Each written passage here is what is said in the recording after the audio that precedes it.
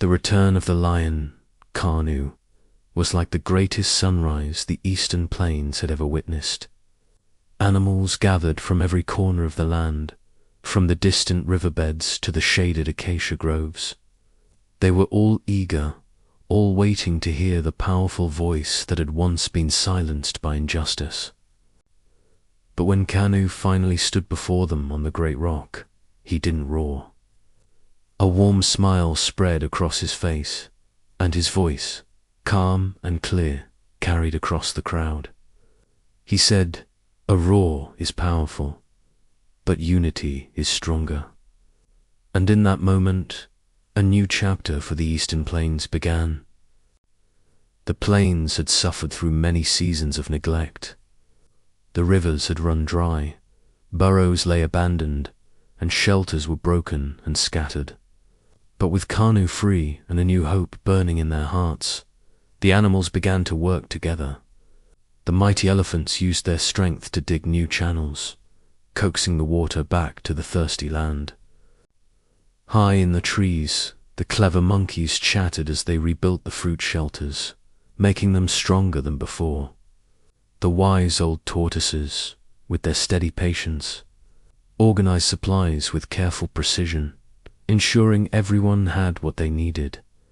Even the shy bush rabbits, who usually hid at the slightest sound, came out to help gather herbs and leaves for the community. Kanu didn't rule from a high perch. He walked among them every single day. He offered his strength to an elephant struggling with a large rock, and he shared his wisdom with a young gazelle who was unsure of her task.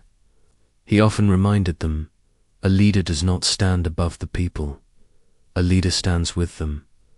His presence was a constant source of inspiration, a reminder that they were all rebuilding their home, side by side.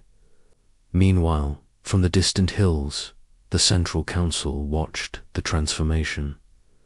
Their reactions were mixed. Some members, seeing the flourishing plains, felt a sense of admiration for what the animals had accomplished. But others, their hearts still filled with old fears, saw this newfound unity as a threat. One hawk elder, his voice a low grumble, muttered to his neighbor, "A united plain is harder to control." But the grey-footed wolf, who had spoken for Kanu, replied softly, "Or easier to work with."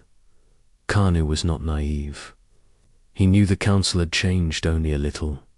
Their hearts still carried the shadows of pride and suspicion that had led to his exile. So, he taught the animals of the plains to be wise and vigilant.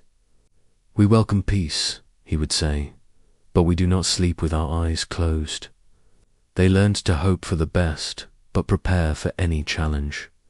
And a challenge was indeed brewing. As the eastern plains flourished, a new threat emerged from the distant western cliffs. A pack of wild dogs, their minds twisted with jealousy and hunger, saw the growing strength of the plains not as a triumph, but as an insult. Their leader, a fearsome dog with a scarred face named Gabara, growled to his pack, "If the plains rise, we lose our power. We must strike before they grow too mighty." They began to creep toward the eastern borders, their movements silent and predatory, waiting for the perfect moment to attack. But Kanu's senses were sharp. He sensed something amiss in the winter faint, unfamiliar smell of danger carried on the evening breeze. He immediately called a secret meeting under the moonlight, summoning his trusted friend Omego and the wise tortoise Mabara. "The plains are rising," Kanu said, his voice low and serious. "But when the light grows, shadows grow too." They decided to prepare not for a war that would scar their new home, but for its protection. Soon, watchbirds were stationed silently in the highest trees, their keen eyes scanning the horizon. Patrols of strong buffalo began to guard the borders, their presence a quiet warning. The swift cheetahs and zebras established silent routes to carry warnings across the plains faster than any rumor. The plains remained peaceful, but they were no longer vulnerable. They were not blind to the world around them. One beautiful morning, as the sun cast a golden glow over the land, Kanu stood once more on the high rock. He looked down at every creature gathered below, from the smallest mouse to the tallest giraffe. His voice, filled with conviction, washed over them like a cleansing rain after a long drought. Unity built this plain. Unity will protect it, and unity will keep it free. The animals stood tall, their hearts filled not with fear, but with a deep, unbreakable pride in what they had built together. The plains were reborn, and the lion stood not as a king demanding obedience, but as a guide leading them all toward a stronger tomorrow.